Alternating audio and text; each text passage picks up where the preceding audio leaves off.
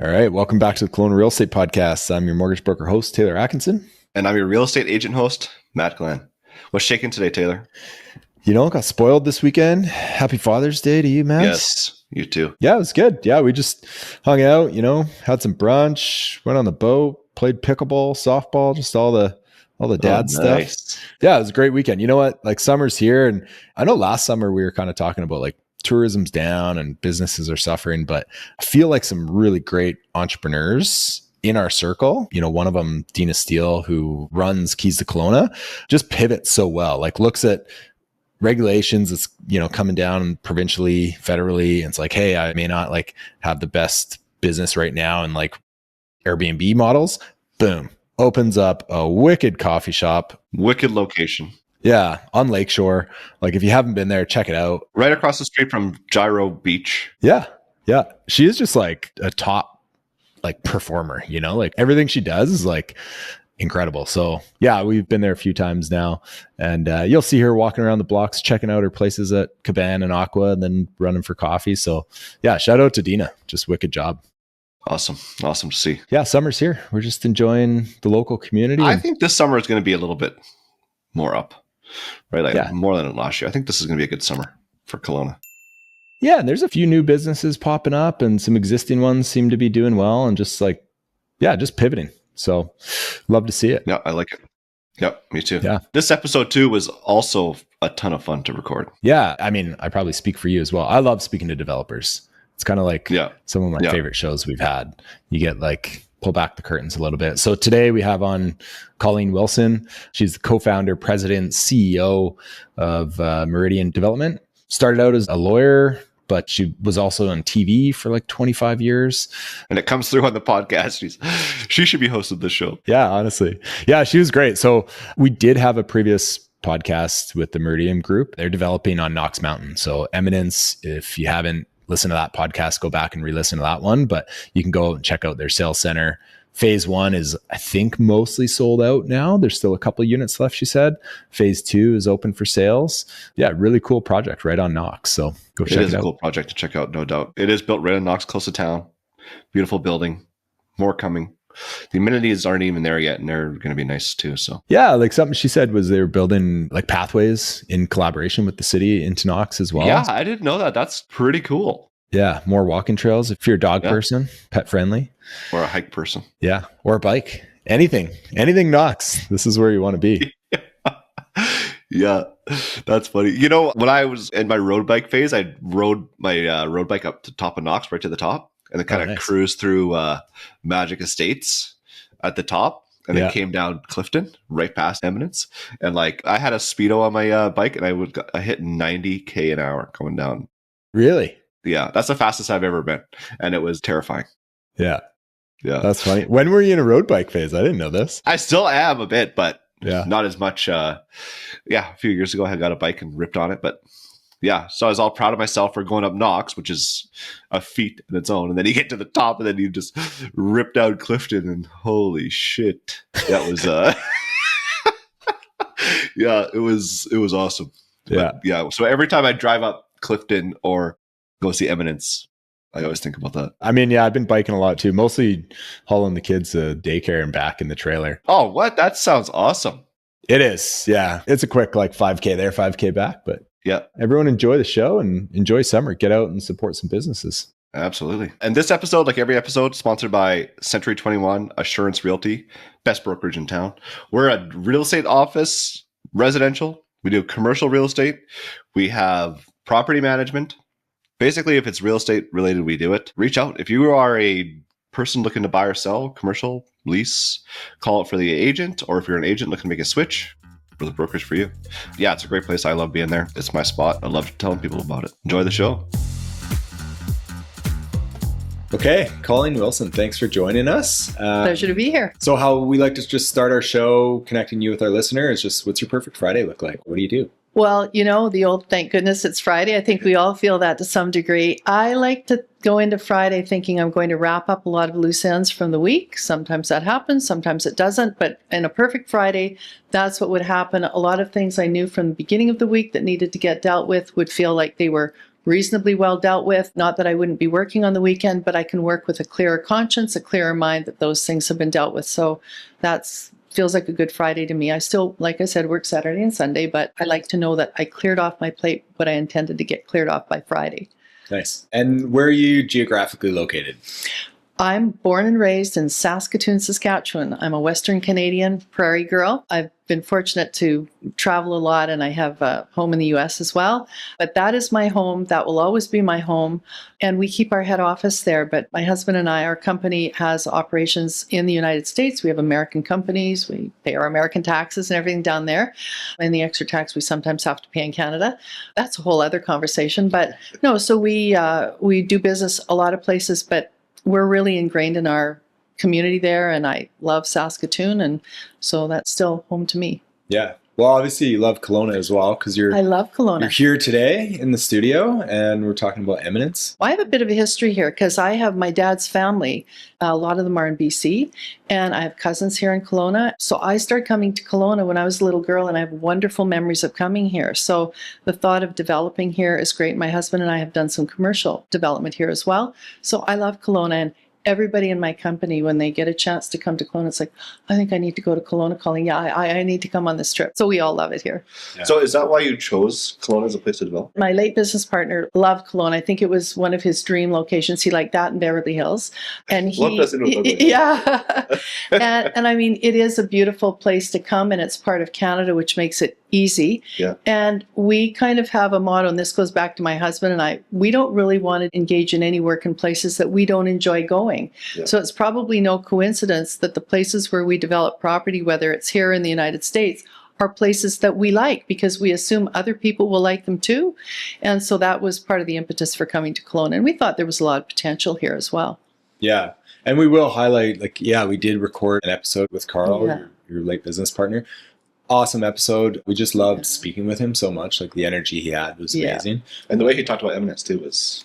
Yeah, he was very passionate about it. I find that's what's so important about pre-sales is to learn the developer, which is really hard to do when these big projects go up. So I feel that's why the podcasts are so nice. But yeah, you're obviously carrying on the project, and do you just want to kind of highlight? Sure. Well, I think something that we always believed in was before we did a project, we always wanted to put our head in the space of the person that we thought would be our target market to see if we were them, what we would want. We did it when we built student residences at the university. We did it with every condo project, and even our recent apartment projects that we've done.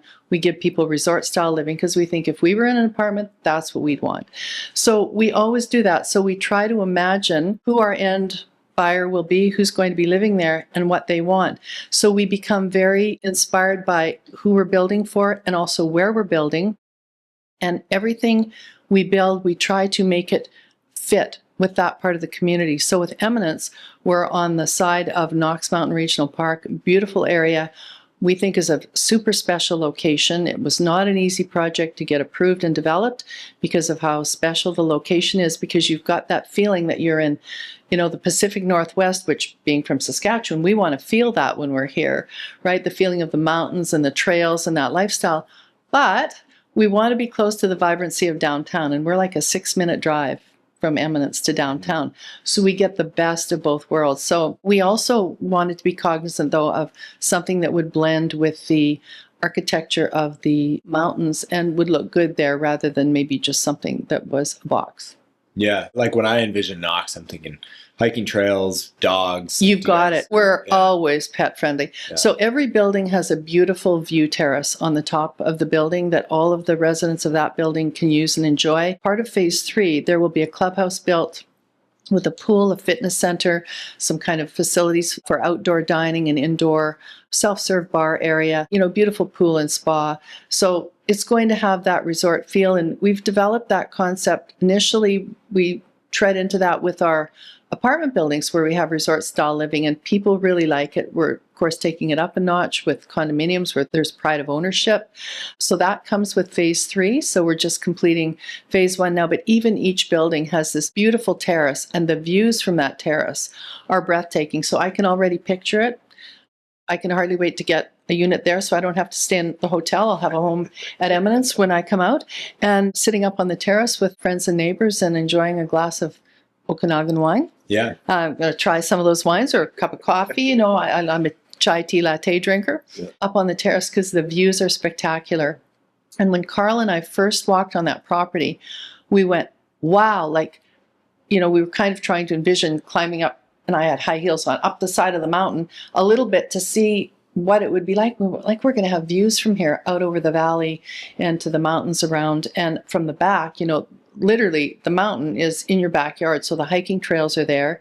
You mentioned about dogs, Taylor. We're all animal people at Meridian and at Eminence. So it's all pet friendly. And what a great way to, you know, kind of enjoy some time with your dog going up the trails. Yeah. Eminence is built like right into the side of Knox Mountain. It is. When you're on the back, like the mountain is there, you will see wildlife come by. We've seen some deer, and you are living in the Pacific Northwest right there. Yeah. And at the top of that mountain is Lake Kathleen, and it's a lovely hike, you know, up the mountain. And as part of our commitment to the community, we're building some hiking trails, one with each phase, to augment the trail system that's already there. So it's great for the whole community. Yeah, very cool. But for people who like mountain biking and that, you can keep your bike there, just ride up the trails. So you look out the back, you've got the Pacific Northwest. You look to the front, you've got the Okanagan Valley and a 6-minute drive to downtown. So, and the 6-minute drive to downtown, it's a nice and easy drive. It's a really easy drive. Kelowna is, you know, a great place to go. I enjoy going down to the marina. And, you know, I've heard it described, this isn't me saying it, I've heard people say Kelowna is the Lake Como of Canada. And it is. I mean, we don't have European architecture here, but it has that charm and that feel that Lake Como, Italy has. Definitely has that. And I think it makes it super unique. I mean, the lake, all the water activities in the summer, and then in the winter, you've got all these world-class ski resorts and year-round wineries. Fabulous wineries here. When is occupancy for phase 1? It's pretty soon. It's happening over the summer. People will be taking up residency in their unit summit, we call it, as phase 1 of Eminence this summer. So we'll start moving people in July, and then gradually, not everybody's going to move in the same day in July. We'll have that in an orderly way, but they will move in over the course of the summer. Yeah, I've moved people into apartments, too many at one time. I know we don't do that. We just want to orderly everyone to get in and get settled in.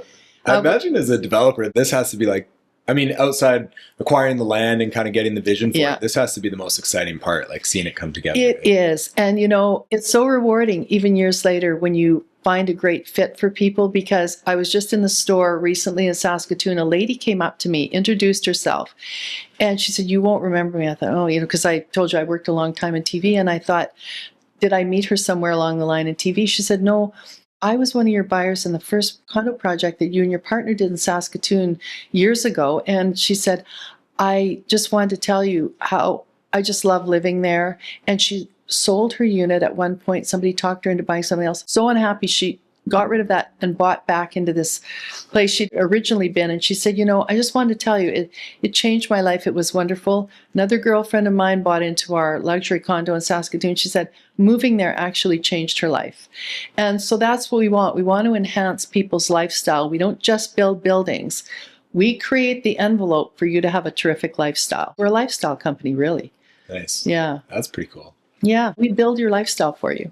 Cool. Yeah. So I guess at this point, like, if people are interested, are you going to have a showroom up there now? We do. We have our presentation centers open, and we have a model in addition to the presentation center. So people can go in, get a look at the finishes. People are telling us they really love the way our show home is looking, and they're free to go up. We're open 5 days a week. We have people up there. I can't go through the hours right now, but go to our website, eminenceliving.ca, and you will see that. And we've got Josh and Chris and Karina up there, and they'd be happy to welcome people and give them a tour. If you're a little interested or a lot interested, we're happy to see you and just show you what we're doing. And so availability in phase 2 and phase 3, I guess, when are those going to be coming to? So I still have a few select units available in phase 1 that are beautiful units. We are selling now in phase 2, not in phase 3 yet. The market, you know, has shifted just recently. We've got a lot of sales activity going on, a lot of people coming to us, both on phase 1, but also on phase 2. So for people who are looking for something right away, phase 1, for people who are thinking, you know, a move down the road a little bit. And this is the reality. This is not a developer speaking. This is just the truth. Yeah. Construction costs are going up. That was even before tariffs. They're just going up. It's a reality. We've got our phase 2 price now. We've been holding the prices. The reality is I can't really justify building it for what I'm selling it for now. So at some point, those prices are going to go up. So now is the time to get in. When you buy in pre-sales is always when you get the best deal, because the developer knows you've got to hang in there till it gets built.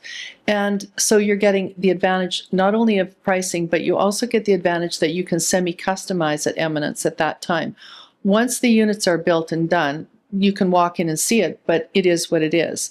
People can now go in, pick out their color scheme. We've also got a few options they can select from an options list for a few sort of different features in phase 2. So they have the ability to really put their own stamp on it still at this point. So great time to buy. And like what happens is the developer's margin shrinks, even if you put the prices up a bit, because our construction costs are going up more.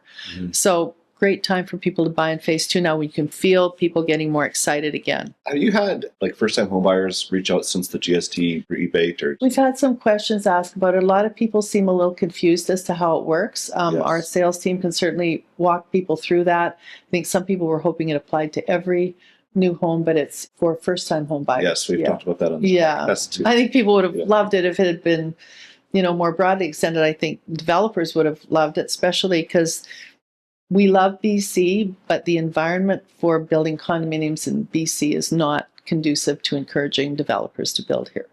It's the cranes, like we talked about, that you see in the air around Kelowna, they're for apartments.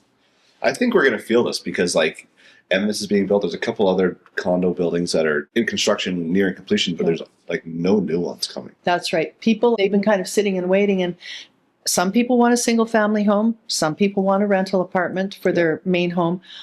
But there's a whole broad range of people that love condominium living. It's lock and leave. So young professionals like it. People that are empty nesters like it. Some of them go to Arizona, California, Florida, Texas for the few months in the winter. Yep. They like it. The odd time see a family. We'll take a condo and a stack unit. It's not done as much here, but in big cities, you see that all the time. Not just townhouse families being attracted to townhomes. They also buy in developments that are like more the apartment style, like stacked units. So there's a lot of people that really want condos. And right now, that product, developers are not interested in building it. And I'm not sure if your provincial government is aware. It would be great if they would maybe engage with some developers, find out why they're not being built.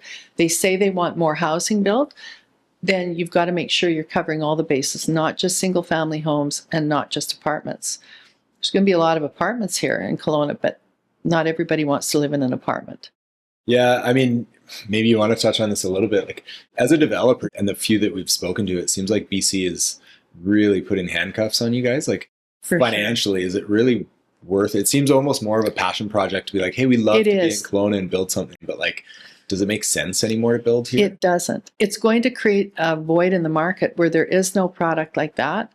I'm still going to be there because I'm, trying to forge ahead here. But I really wish the government would take a serious look at how developers rely on lenders, how that works when you have to tie that into how REDMA, the Real Estate Marketing Development Act, works, and how you have to have all your pre-sales done within a year, or there's an opportunity for your buyers that are now supposedly committed buyers to rescind their contracts. It creates a whole feeling of uncertainty.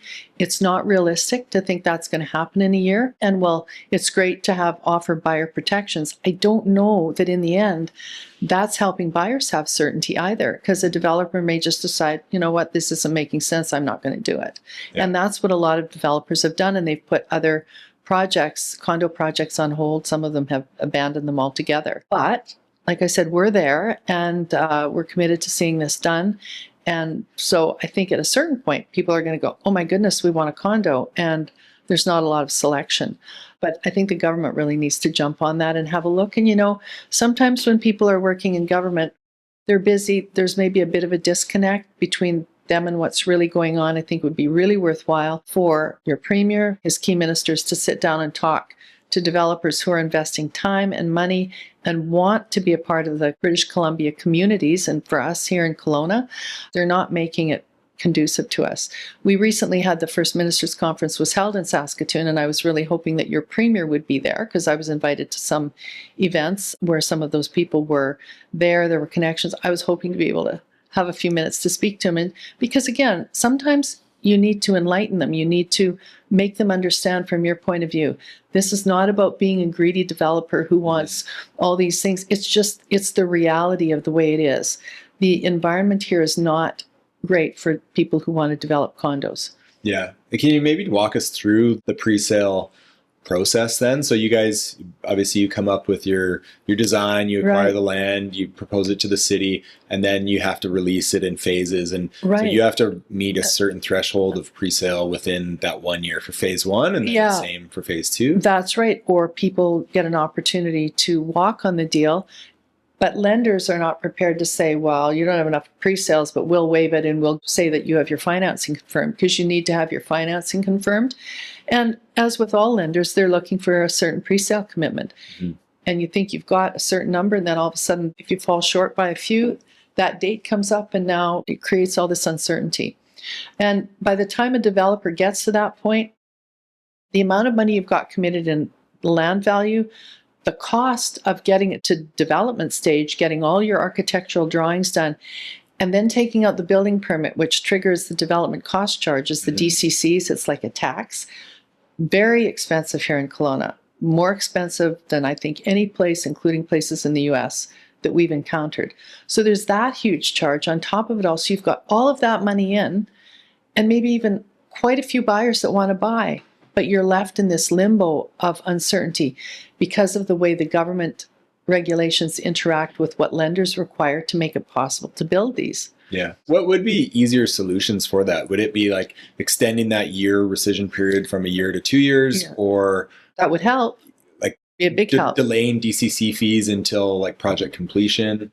That would be a help, but certainly they've got to look at having a reasonable length of time for pre-sales. I guess they're trying to protect the buyer, but if you're creating a situation of uncertainty where they thought they were going to have a unit, and then other people, maybe their circumstances have changed, and now the developer goes, well, maybe it doesn't make sense to go ahead with it, you're really causing problems for some buyers. So I think, people need to look at their future and decide, should I buy there? And then the developer has to have a realistic amount of time to get those pre-sales. Other jurisdictions do not have that. Like they've got provincially this in Canada. Provincially, I have not encountered it in the US either. We built condos in Washington, California. I've looked at building condos in Florida. We built them in Arizona. Nowhere have we encountered those kind of restrictive provisions. Perhaps all well-intentioned for buyers, but when it gets to the point where developers don't want to build that product anymore, because that's one of many things that are plaguing the market. You've got flipping tax now, as they like to call it, which I should point out, there's the 2-year hold period. So people who are interested in being an investor, they should buy pre-sales, because by the time you take possession, those 2 years will have passed. Yep. But still, it just sounds bad. And for people that are buying units that are ready right now, they know they have to hold them for 2 years. People that are investing don't want restrictions on them, even if they thought, well, I probably want to hold it that long anyway. They don't like the idea that they're being told they can't. The other thing that's problematic is the vacancy tax. I have people where I live in Saskatchewan that have said, Colleen, we buy a condo from you sight unseen. They know we have a very well-known reputation in Saskatchewan as quality builders. They go, we'd buy it from you sight unseen. We love Kelowna. We love going there, but we don't want to rent our unit. We want to go out when we want to go out. We don't want to have to keep track like we're living in some communist regime, like how often we're there. We want to come and go to our vacation home, and we don't want the vacancy tax. Another deterrent. Then there's the federal foreign buyers ban. If California, Arizona, Florida, Texas, they all took that attitude, I don't know what would happen to their economies. I mean, the snowbirds wouldn't be able to buy any homes down there. There are American buyers that have said, like, look how far our dollar would go in Canada. We'd love to come buy a condominium too. Canada sounds exotic to a lot of Americans. We have friends in Washington. They'd love to have a place up here. They ski. They can't buy. They're prohibited from buying.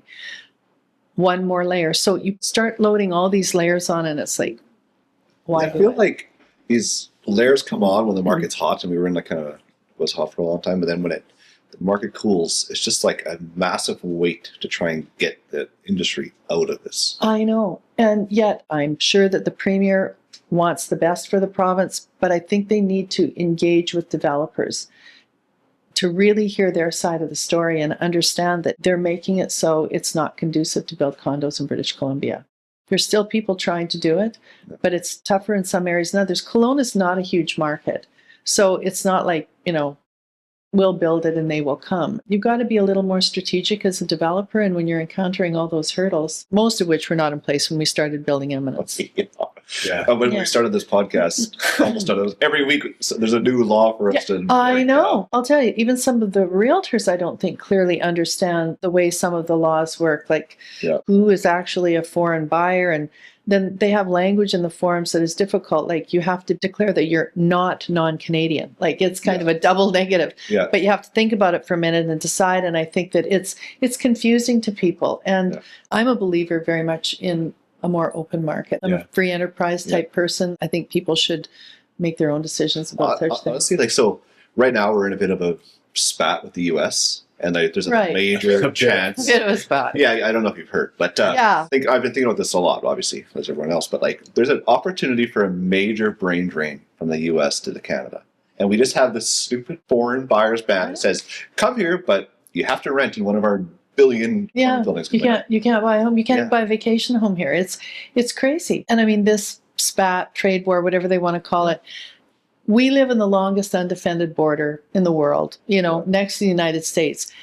We are going to be trading partners regardless. Yeah. We will get it worked out. I have great confidence that will happen. Yeah. And Canadian and American people love each other. Like it's not, so we kind of end up being the pawns in the game as this stuff is going on, and the Americans are trying to protect their turf and we're trying to protect our turf.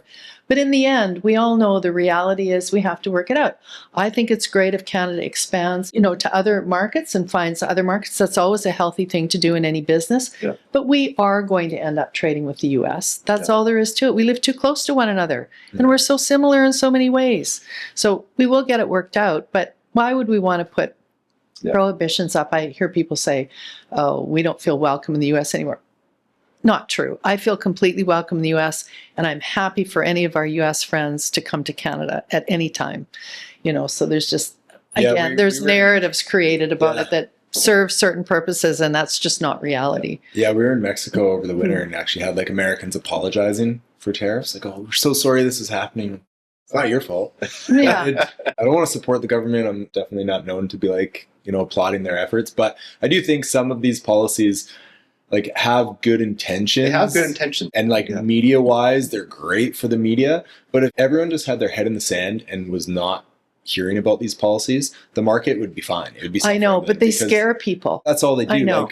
We've spoken to Brendan Ogmanson, chief economist, and I was just at a presentation of his last week. He's the most charismatic economist ever. He's so awesome. But his data on all of this, speculation, vacancy, foreign buyers, it does not move the needle at all. It is zero impact, other than this massive impact of our mindset of, oh no, what's going to happen now?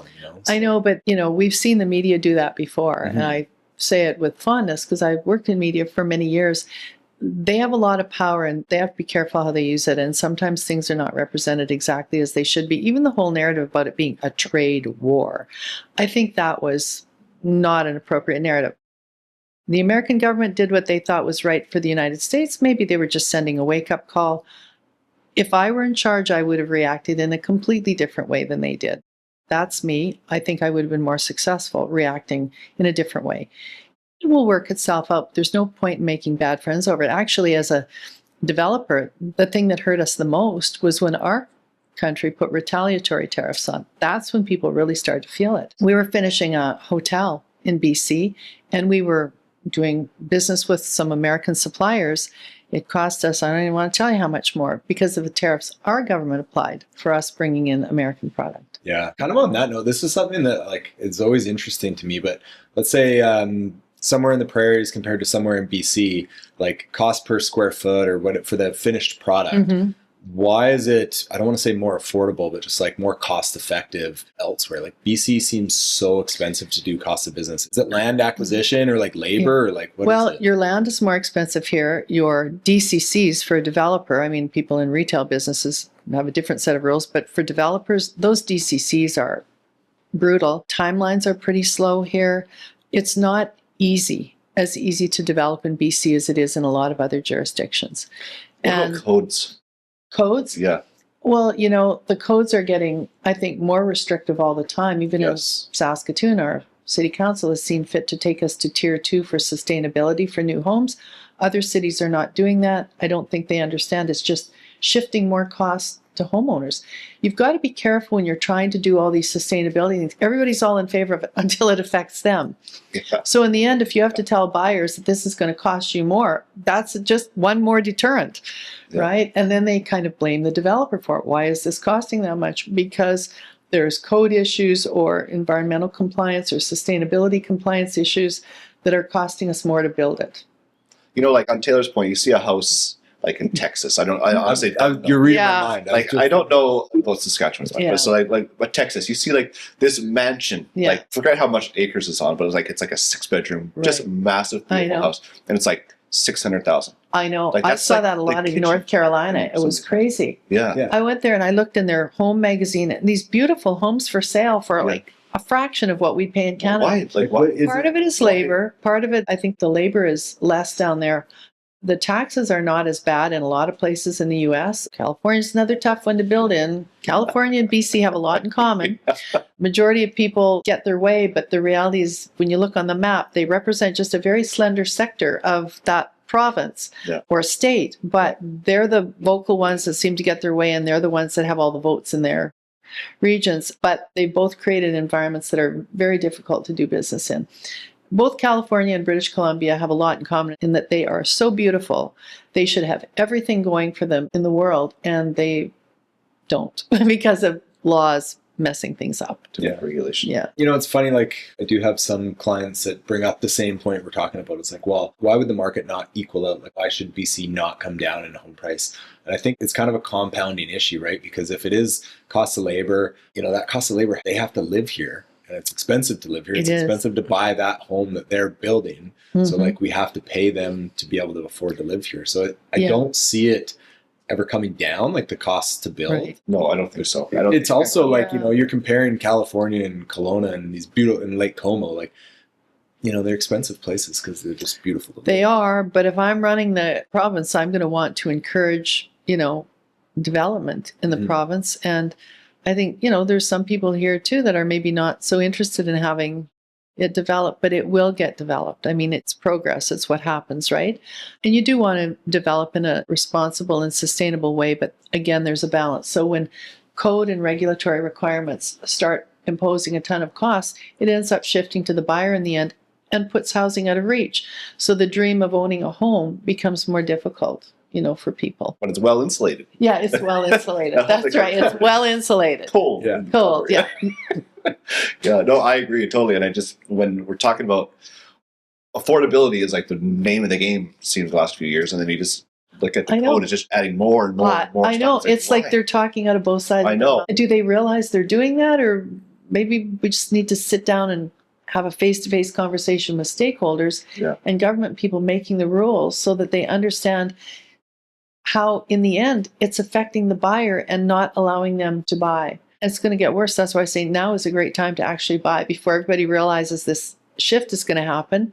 People are going to go, okay, we feel things are starting to stabilize. We're starting to buy. We can feel it shifting now. But when that happens, there's not a lot of condos out there. That will drive the prices of what's available out, supply and demand, right? It is a supply and demand. Yeah, that's right. And right now, like there is some saturation. There are some good deals to buy, but if no one's starting any new projects, 3 years from now, there's not going to be a lot of. So if I were an investor, I'd be going, I'm going to go into a condo project that's being sold now at prices now that's going to be ready in a couple of years. I don't have to close for, 2.5 years. I'm going to buy it now, lock in that price. And in 2.5 years, there's not going to be a lot of other stuff. Because we know what's going on in the market. Supply and demand is going to be worth more money. So to build on that a bit, like I totally agree. So you have the prices, like Taylor just said, the price to build is not going to go down. Like the labor's not going down, the materials are not going down. Land prices might come down, but they're not going to come down a lot. Maybe like a correction of 10% or something, which is not going to change the price per unit. So the only way these condos are going to get built in the future is when the market appreciates to the point where it can make sense for the developer again. That's right. So you're basically buying on the low end of where it's going to go. That's right. So I think if an investor came in and say bought 5 units in a condo building now, pre-sales, knows that he's not going to have to come up with that money for 2.5 years. Then those 2 years for the flipping tax are gone. He's probably got, or he or she probably has a great deal where then they can sell it and make some money right away, because there's just not going to be any product around and people are still going to want condos and the pricing will have gone up. So if a developer starts to build one, then price is going to be that much higher. It's interesting too for Eminence because all the other condo buildings in town seem to be completing in the next 2 to 6 months, right? So like you're probably one of the few that are on the docket for the next 2 or 3 years. That's right. Yeah. And it's a beautiful project. We hope everyone comes to see it. It really is. And we take a lot of pride in what we build, and we take pride in meeting our buyers. We've had a couple of buyer appreciation nights where we've met our phase 1 and some of our phase 2 buyers already. And it's great. Like, we like to know those people because, like I said, they are actually the inspiration for what we want to build. The land, the community, and knowing who they are and what we can build for them. And you're going to be having a condo in there too, so you're going to be. I am, so I'm going to be there. They're going to know where I am. If there's any deficiencies, then you're knocking on the door at night. And, and I stay at our friend's hotel when we're here. It's a great hotel. We built it for them. And we stay there, but it'll be nice to get moved in there and to be more a part of the community and have a chance to kind of live the life that we've imagined for our buyers. Like, I love coming out here and, being able to hike up the trails. My cats, I don't know if they're going to cooperate as well, but I'm always up for a dog.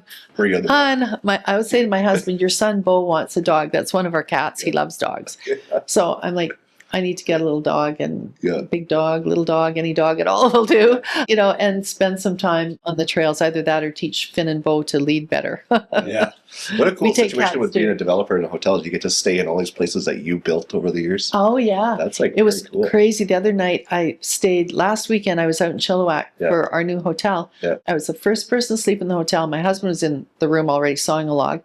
I was the first person to sleep in the hotel, and I got up at 2:30 in the morning and just walked around the halls, and I took a little video and I put it on social media. And I said, this is the weirdest feeling ever. We're the only people in the hotel. He's sound asleep.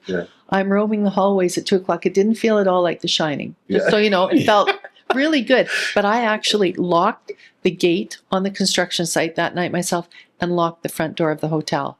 Very strange. Yeah, and it is neat. I know when we opened our hotel in Vancouver, to be sleeping in there the first night we got occupancy, and our internal staff were in there that night. But it's a neat feeling. Cool. So what hotel did you build in Kelowna? In Kelowna, we built the Holiday Inn Express. We don't own it. Our partners, PR Hotels, that we're partners with, and other hotels, they convinced us to build that hotel for them. So we stay there, and I have a little favorite restaurant in there. I'll give them a little plug there. It's great food. Cool. Just to kind of close this out before we get into our wrap-up questions, for phase 2 of Eminence, where are you guys at in the pre-sales? Like, have you met your threshold? No, we haven't met it yet, but we're working on it. We've got actually 5 sales right now in progress. Like I said, things are starting to pick up. So we're hoping that we will, meet that threshold and get there. We're committed. We want to get this done. I would imagine, like, as a developer, you basically not sell at a discount, but sell aggressively to meet that threshold, and then after that's done, you're exactly right. Increase the price. So all the more reason this is the time to buy it. You don't have to come up with the money for quite a while, because it's a ways down the road till it's going to be done, and by then you won't have a flipping tax issue. You'll have owned it not owned it, but you'll have been under contract for more than 2 years. So what percentage do you have to meet? It depends on the lender. Typically, you can expect 50% is pretty typical. Some of the lenders are a little more lenient. It just depends. Depends how much equity you're going to put in as well as a builder. But remember how much you've already got in by the time you buy the land, pay for your architectural drawings, building permit. Everything's got to be done for that process, and pay your DCCs. You're in deep. So that's why it's kind of hard to turn the ship around after. That's why we're in it and we're going forward. But I very much believe in the project. The more I come out and I see it looking so good where it is, and our buyers coming over and really enthused at what they see, the reaction we're getting from people who are interested in buying now, despite all this background noise of what's going on in the economy and everything, I think we will come to agreements with our partners to the south of the border, our trade partners, and it'll be good. And in the interim, if we expand our market more, explore Canada a little bit more, that's all a good thing too. So it's all going to be okay. But it's created this great opportunity to buy. So I've got some great units still left in phase 1. that people can move into right away, and some wonderful units in phase 2. And, there's, even in terms of condos, if people are looking for the cheapest thing on the market, that won't be us, but we're not giving you the cheapest finishes either. I think we're the best value in the market. There's multi-million-dollar condos you can buy, but not everybody wants to spend that kind of money on a home. So I think we fit a demographic of a lot of people. Like I said, young professionals. We have some single people that have bought in there, younger single people, older single people. It's a very mixed group of people, but they're all people that I think have discerning taste. They're not out looking for the cheapest thing, but they're looking for value, and that's what we want to deliver, is really good value. I've never built the cheapest thing, but I've always wanted to know that they're getting more than they expected. And that's been the reaction we've gotten from people that have seen that when we opened our sales unit. We were over on St. Paul Street for a while. Then we opened our sales center and model on site. And that's the reaction we have from people. And that's what I want them to feel, that we've taken the time and the care, and I put some of the best people out there. I've got a terrific crew making sure that all the details are taken care of. Well, we can't wait to come out and check it out I hope as well. you guys can come out and see it. And I've been there a few times, but not lately. bring your clients. Yes. And you get the mortgages in place for them. And We'll dive into our wrap-up questions if that's okay with you. I mean, this one seems obvious, but maybe it's not. If you could buy one property in the Okanagan in the next 12 months, what would it be? Would it include mine? Yeah. I would, you know what? I would love to, and will have a condominium in our project. And even at the end, when all is said and done and it's built, I'd love to have it out here. I love coming out to Kelowna. But if I took that off of the table, maybe I'd want a winery. Nice. But you know what they say about wineries? What do you call a billionaire after they buy a winery? A millionaire. A millionaire. Well, I'm no billionaire, so I can't risk that kind of a downgrade. But I think it would be a wonderful idea to have a winery. I have family that got in the wine business here many years ago, and I'd like to be able to spend more time out here to explore some of that myself, because I know that it's so great. I just love going down around the waterfront by King Taps and Cactus Club and some of those restaurants there. It's beautiful. And we found some other great places to eat. And the wineries have wonderful food. Yeah. Yeah, you've got some nice microbreweries here as well. Yeah, that's how I convinced my wife, Emily. Like, we were relocating back from overseas to Kelowna, and I was like, we could live on a vineyard if we moved to Kelowna. I got to plant a couple grapes in the backyard. Oh, that's funny. All right, Colleen, if you could give your 20-year-old self any advice, what would it be? Expect the unexpected. I've been through it in spades. You hear people say that, but it is the reality. Always hope for the best, but always have a bit of a rainy day backup plan, because things can happen that you're not expecting. And always be in a business that you're passionate about, because even when you're passionate about it, some days will feel like work, but at least you're working in an area that you really like. So for anybody out there, whatever it is they're passionate about, that's what they need to pursue.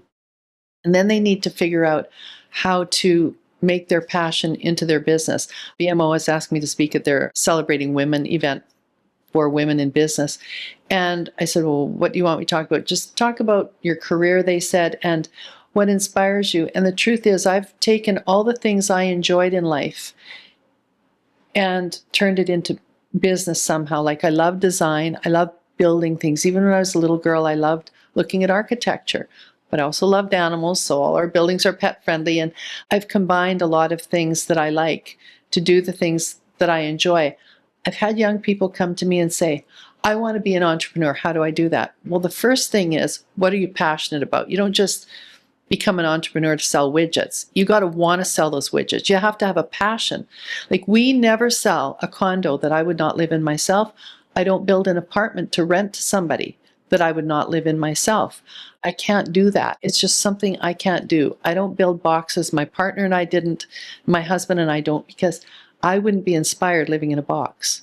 So do something, whatever it is, whatever, inspires you, do that, pursue that as a business, follow your heart. Yeah. Because you've got to find a way to pay the bills. So you've got to find a way to make what you love into a business that can sustain you.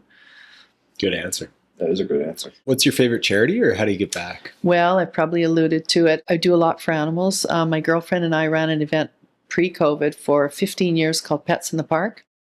We raised hundreds of thousands of dollars for homeless animals.